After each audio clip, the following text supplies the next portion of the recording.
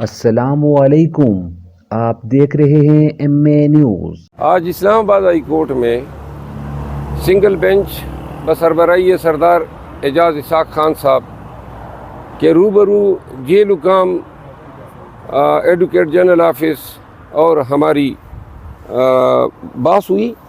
آپ دیکھ رہے ہیں دو ایم تین اے معاملات نیوز۔ تھے۔ ایک معاملہ تو خان صاحب کے ساتھ ملاقاتوں پہ پابندی، جس کو بعد ازاں بینچ نمبر 7 نے جو ہے وہ انڈو کر دی تھی، لیکن اس کے باوجود ان لوگوں کے جن کے نام جو ہیں ہائی کورٹ نے اپروو کیے تھے کہ ان کی ملاقات خان صاحب سے کرا دی جائے، ان میں سے بہت سو کی ملاقاتیں ابھی تک نہیں ہوئی ہے۔ آپ دیکھ تو رہے اس میں ہم ہیں نے ایم تبین اے عدالت کی نیوز۔ درخواست دی۔ دوسری، اسی آنریبل بینچ نے ڈائریکشن دی تھی کہ جہاں پہ فزیکل ملاقات کوئی تھریٹ الرٹ کی وجہ سے ممکن نہ ہو تو آپ ان کی سائبر لنک کے ذریعے، ویڈیو کانفرنسنگ کے ذریعے ان کی ملاقات کرائیں، اور وہ بھی انہوں نے تعمیل نہیں کی، بلکہ آج تحریری طور پہ جیل سپرڈنٹ کی طرف سے جو جواب جمع کیا گیا اس میں یہ بتایا گیا کہ جیل مینیول میں ایسا کوئی قانون ہی نہیں ہے، کوئی رول ہی نہیں ہے جو ویڈیو کانفرنسنگ کی اجازت دیں۔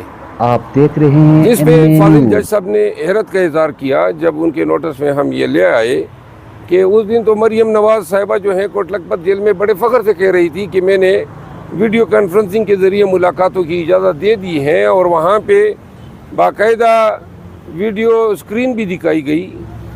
تو جج صاحب جو ہیں اس کو بھی ان کی معاملات کا نوٹس تھا، تو انہوں نے کہا کہ آیا کوٹ لکھپت جیل کے لیے علیحدہ قانون ہے، وہ بھی پنجاب میں ہے، اور اڈیالہ جیل بھی پنجاب میں ہے۔ آپ دیکھ رہے تو ہیں ایک ایم اے شخص نیوز۔ کے لیے جو ہے ملاقاتوں سے آپ ان کو روکنے کے لیے آپ نے اب یہ کہہ دیا کہ جی وہ ویڈیو لنکنگ جو فیسیلیٹی ہے وہ کوئی رول اس کو کیٹر ہی نہیں کرتا ہے، جس پہ انہوں نے جو ہے ایڈوکیٹ جنرل سے وضاحت طلب کی ہے۔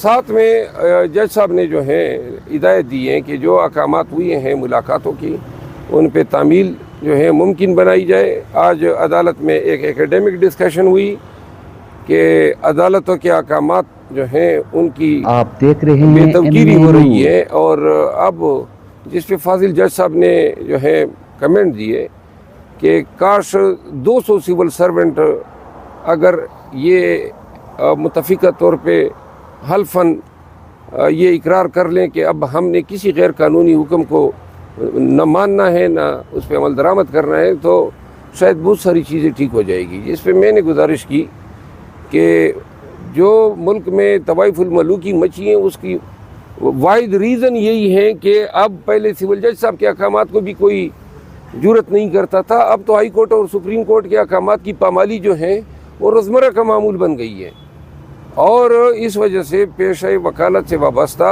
اور قانون کے پیشے سے وابستہ تمام لوگ حیران اور پریشان ہیں آپ کہ دیکھ ملک رہے میں کیا ہیں ہو رہا ہے ایم اے کہ نیوز۔ جہاں ہائی کورٹ کے احکامات جو ہیں یہ ایک بار نہیں بار بار جو ہیں بری طرح جو ہیں پامال ہوتے ہیں۔ اور میں نے مثال دی ڈپٹی کمشنر اور ایس ایس پی اسلام آباد کے کنٹمپٹ میں سزا یابی کی، اور میرا استدلال یہ تھا کہ اگر اسلام آباد میں 5-6 آفیسر جو ہیں جیل بھیج دیے جائے تو اسلام آباد کی حد تک کوئی جرت نہیں کرے گا، اور میرا خیال ہے کہ ملک کی تمام آئینی عدالتوں کو سوچنا چاہیے۔ یہ جو روزمرہ ان کے احکامات جو ہیں کبھی ایک بہانہ کر کے کبھی دوسرا بہانہ کر کے یہ انتظامی اداروں کے لوگ یا افسران عمل کر رہے ہیں، اس کا واحد علاج یہ ہے کہ جو توہین عدالت کا جو قانون ہے اب اس کا بے دریغ استعمال ہونا چاہیے۔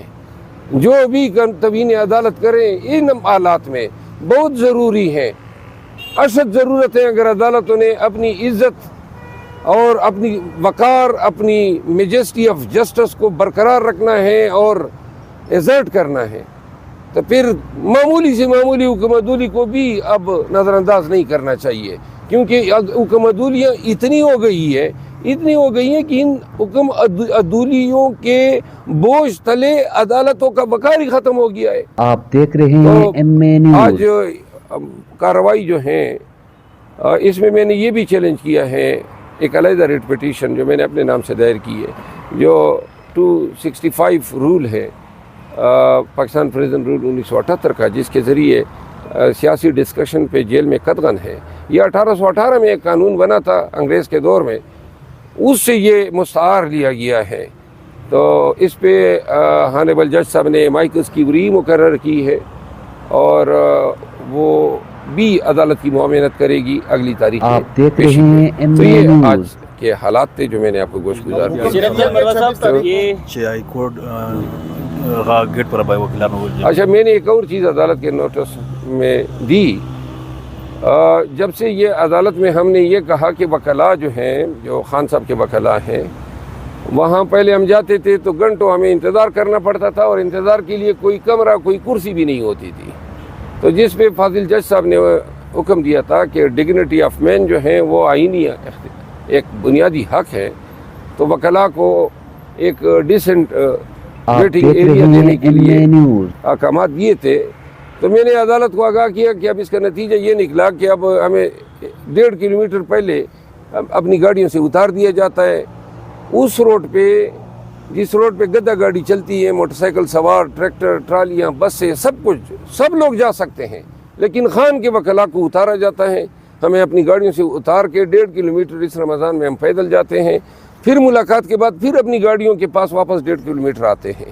تو لہٰذا جس پہ جج صاحب نے اس کا بھی نوٹس لیا اور اس حوالے سے بھی وضاحت طلب کی ہے۔ آپ دیکھ شرف رہے المرہ ہیں صاحب، ایم اے سوال میرا نیوز۔ یہ ہے کہ آپ نے جو سپریم کورٹ میں پٹیشن دائر کی ہے اس میں آپ کیا کہتے ہیں کہ چیف جسٹس قاضی فائزہ صاحب کو اس بینچ کا حصہ ہونا چاہیے یا نہیں ہونا چاہیے؟ کیونکہ رات کو حامد علی خان نے شاہ زیب خانزادہ کے پروگرام میں کہا ہے کہ اگر چیف جسٹس قاضی فائزہ صاحب اس بینچ کا حصہ ہوں تو ہمیں کوئی اعتراض نہیں ہوگا۔